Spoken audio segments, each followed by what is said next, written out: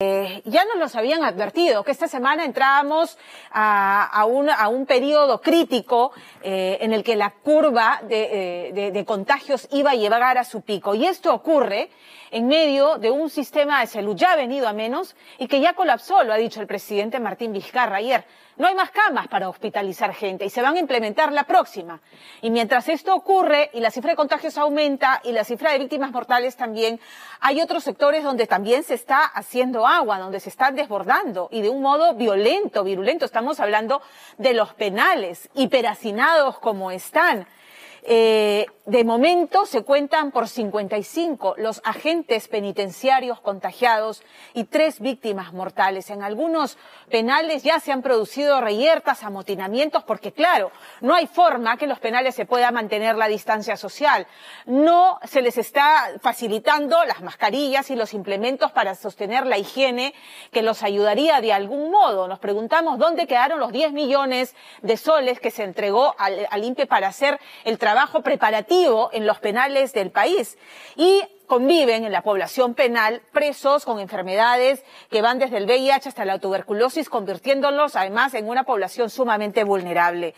Ya se ha adelantado que no va a haber indultos, y que cada caso particular se revisará para ver quién puede ser trasladado al penal de San Jorge. Esta semana Fernando Díaz con el ministro de Justicia ingresaron a este penal donde se van a habilitar 75 camas. Pero hay casos particulares y puntuales que no tienen relación de momento con el coronavirus. ¿Qué se hace con el general Julio Salazar Monroe, por ejemplo, jefe del SIN? Hipertensión, diabetes y cáncer, 85 años. ¿Qué se hace con el general Hermosa Ríos, que está en estado de vegetal y abandonado a su suerte en el penal?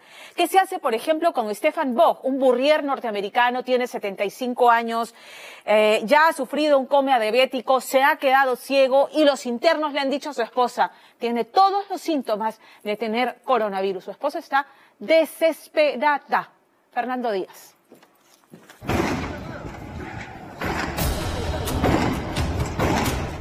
Esto es una bomba de tiempo, esto ya va a estallar, la situación se está saliendo de control, la gente se está desmayando en las cuentas. El miedo traspasó los barrotes del penal de Ancón 1 y se instaló en el alma del más bravo del pabellón.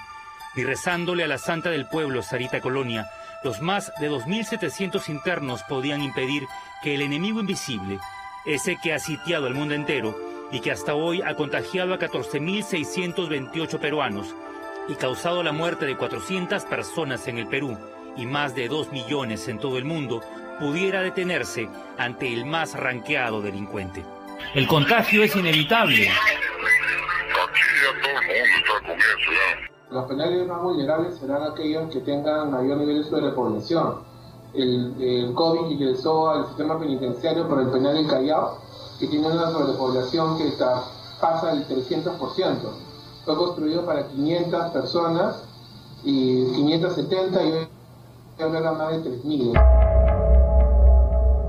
El motín del pasado lunes en el también llamado penal de Piedras Gordas desató un tiroteo que terminó hiriendo al alcaide Fernando Vargas. La protesta de los internos exigiendo pruebas rápidas y el traslado de los casos positivos ha sido la clarinada de alerta de un contagio para muchos inevitable. Mamá, escúchame. ¿Sí? Mamá, llama a las noticias, están quemando mi pabellón. Por favor. Mamá, ahorita llama, por favor. Lo que yo sé es que ellas no reciben ninguna protección. Todas están encerradas con candado. Es más, no tienen, ni siquiera han pasado la prueba del COVID en este momento. Tengo entendido que hay personas que están enfermas, hay tuberculosis adentro, hay problemas de salud muy grandes. Encerrar al coronavirus implica también resucitar lugares fantasmales, como este del centro de Lima. El ministro de Justicia y el presidente del Consejo Nacional Penitenciario recorren lo que fue el penal San Jorge, un terreno baldío que alojará en módulos a 72 reclusos contagiados. Esos 2 pisos grandes, en donde tiene una capacidad para albergar a internos, y en toda esta zona se van a instalar todos los módulos del Ministerio de Vivienda que nos nos ha cedido, y la parte de ella también para como zonas de aislamiento. Entonces tú te das cuenta que es una gran zona de aislamiento que nos va a permitir poder realizar la contención respectiva. Lo cierto es que el COVID-19, este virus con prontuario y requisitoria, ya ingresó a los hacinados penales del Perú, sin captura a la vista. El primer contagio se tuvo ahí en el penal del Callao, así es. A partir de ese momento, muchos trabajadores también adquirieron este contagio. En su mayoría, pues el día de hoy conforman este grueso de trabajadores contagiados, de lo que vengo a hablar. Son 32 trabajadores que se han contagiado. No solo están expuestos al contagio los 97.000 internos repartidos en los 68 penales que tiene el país, sino también los más de 10.000 trabajadores del INPE. A la fecha, ya hay 32 servidores penitenciarios contagiados, 5 en estado grave, y esta semana el técnico Mamani, un hombre de 50 años, y el técnico García, del penal de Chincha, fallecieron víctimas de una neumonía. El hacinamiento no lo vamos a resolver en este momento, es una realidad, reitero. Lo que se ha utilizado como estrategia preventiva está relacionada a cuidar que ningún agente externo entre contagiado. Si logramos eso, como ha sido la mayoría de penales, la vida en un penal sigue siendo la misma. Todos sabemos cómo es la vida dentro de un penal peruano. No es precisamente un 5 estrellas, es más bien sobrepoblada, estrecha, a punta de agua fría y paila, con taitas mafiosones que batutean al resto y trabajadores del INPE tentados por la corrupción.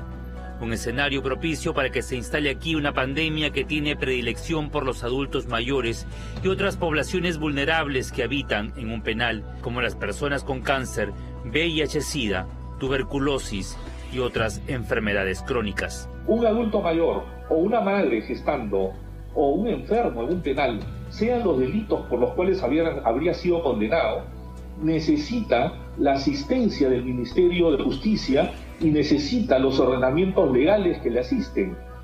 La ley del adulto mayor es una de ellas.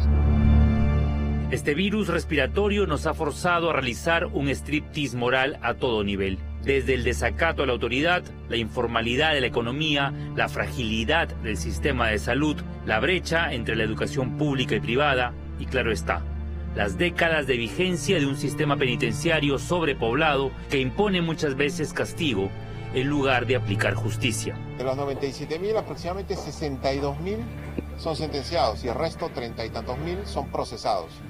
Yo le he enviado como ministro un oficio muy respetuosamente al Consejo Ejecutivo del Poder Judicial para que active todos los mecanismos procesales de oficio. ¿Qué significa? Que no tiene que el interno pedirle, no es el juez que revisa. En ese mar humano cautivo tras las rejas hay personas cuyos delitos graves les impiden acceder a cualquier beneficio o liberación a causa de la pandemia. Ni los terroristas, ni los traficantes de drogas, ni asesinos, ni feminicidas, y mucho menos violadores podrán dejar el penal por más contagioso que sea el virus. Estamos ante decisiones difíciles porque por un lado hay que garantizar la seguridad de todos y por otro lado también hay que garantizar la salud y la vida de los internos. Entonces, en esa ponderación es que estamos analizando junto con la autoridad penitenciaria a efectos de tomar la mejor decisión posible. La llegada del COVID-19 a los penales peruanos ha provocado que algunos internos con prisión preventiva, como la exalcaldesa Susana Villarán, pidieran el cese de la sentencia o la variación a arresto domiciliario, tal como ocurriera con el ex premier Villanueva, liberado por motivos de salud en plena cuarentena. Tenemos casi 36.000 presos por preventivas que aún no tienen condena, que aún no han sido sentenciados. A eso es lo que me refiero, las preventivas. Esa es una población que está ahí proclive a ser contagiados o si es que ya no tiene alguno el virus.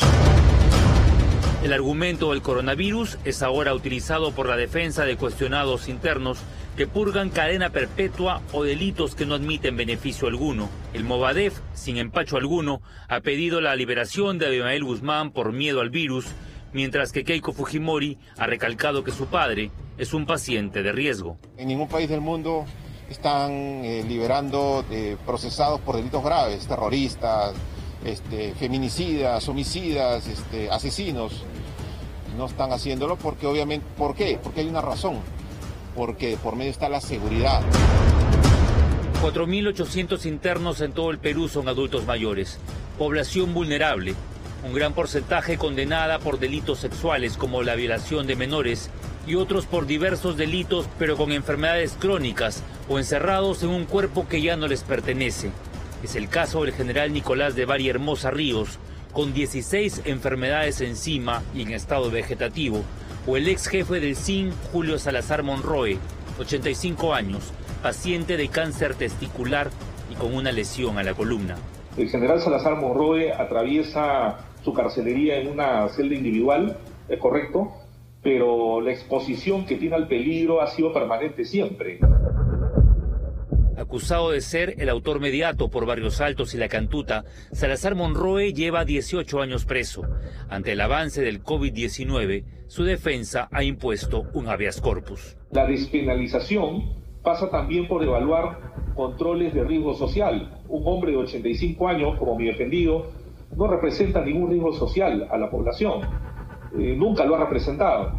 Es por ello que nosotros estamos solicitando de que se atienda a una excarcelación vía un habeas corpus correctivo y que sea enviado a su domicilio o en todo caso un indulto humanitario que atienda estrictamente a condiciones humanitarias, más no técnicas o jurídicas o de beneficios penitenciarios.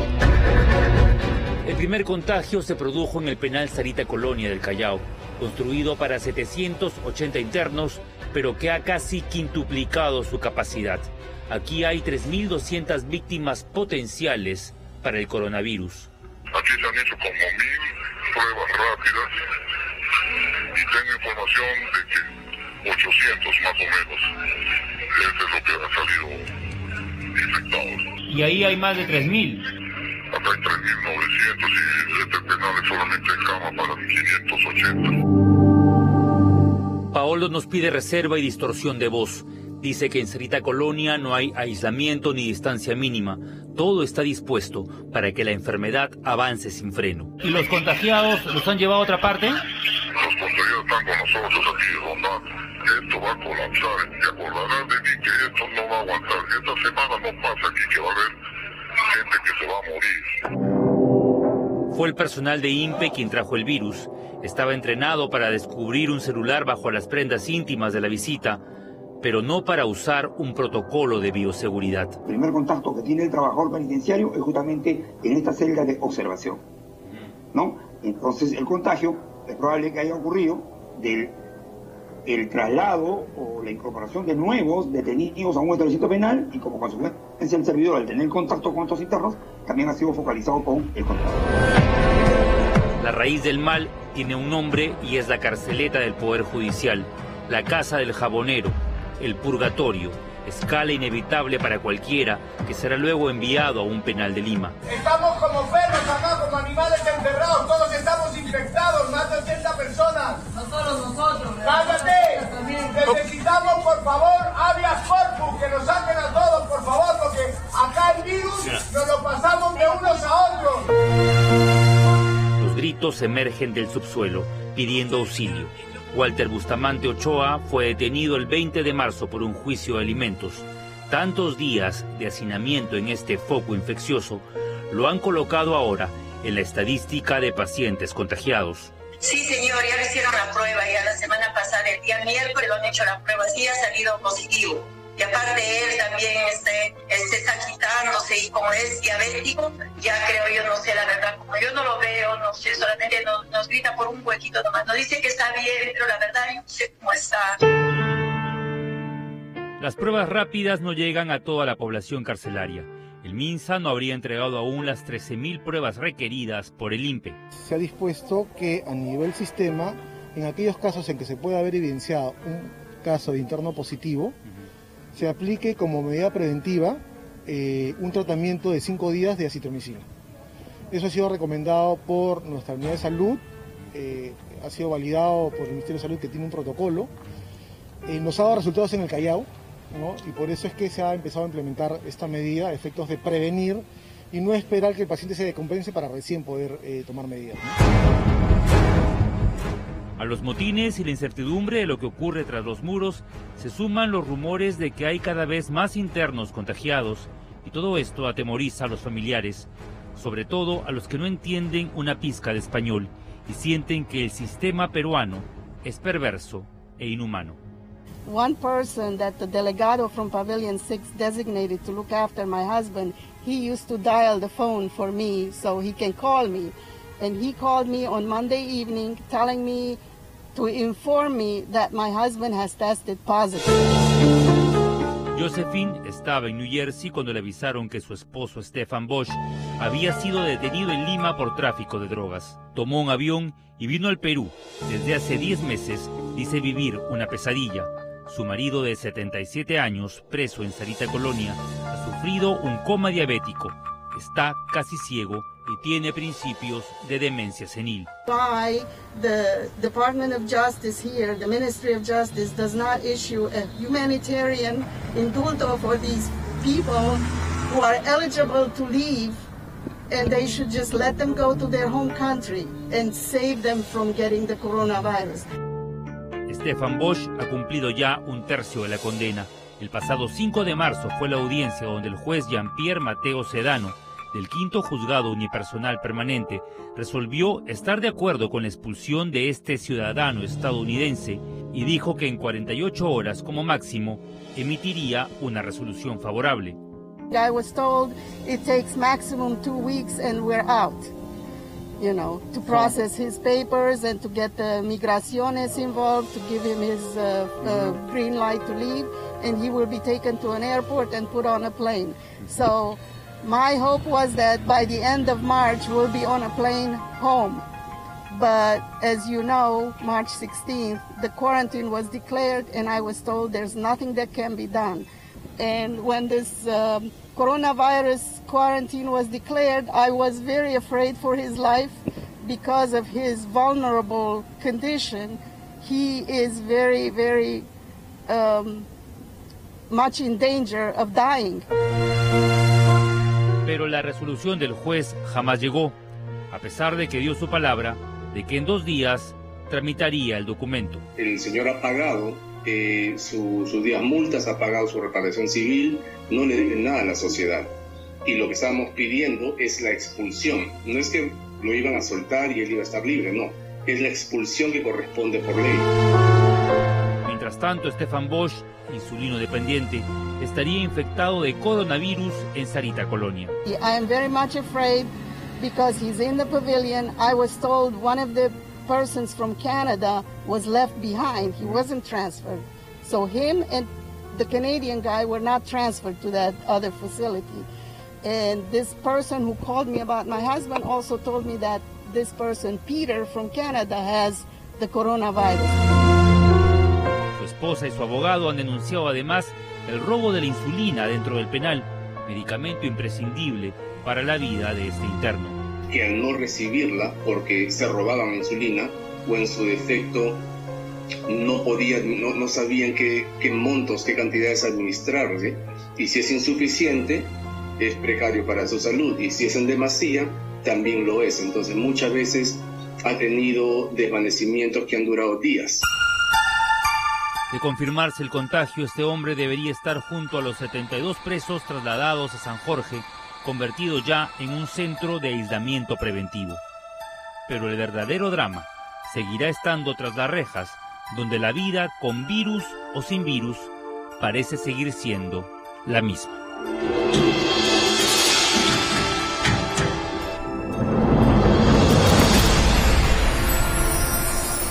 Yo me sigo preguntando si se ha fiscalizado la forma en que se ha ejecutado la partida de 10 millones de soles que recibió el INPE precisamente para hacer labores de prevención y salubridad en los penales.